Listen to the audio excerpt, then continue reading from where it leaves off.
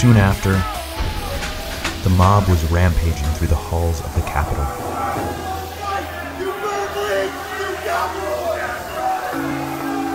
From what we saw on Wednesday, the MAGA anger is at a new level.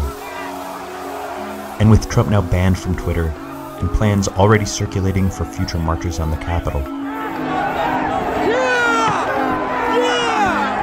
that day of unprecedented violence may not be the end. The Delta variant has spread to all corners of the United States. This has prompted officials in Los Angeles County to reverse course on indoor masking. You're watching BBC News. We have just received a statement from Buckingham Palace confirming that the Duke of Edinburgh has died.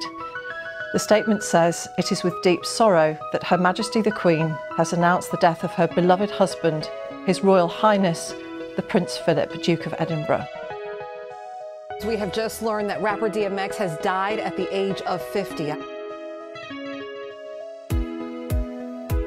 Gaza burned and billowed as Israeli airstrikes hit cars, factories, and homes in the Palestinian territory.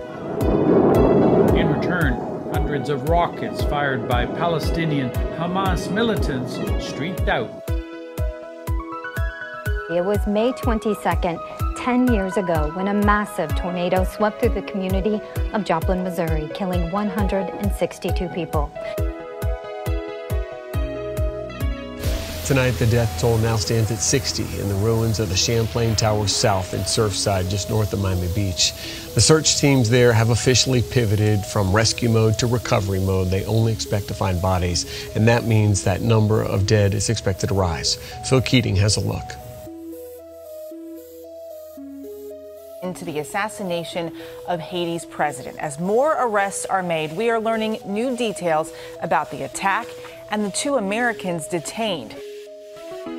As desperate people pour onto the runway trying to flee the country in what can only be described as a chaotic exodus. Now, people are literally clinging on to US military aircrafts as they try to take off.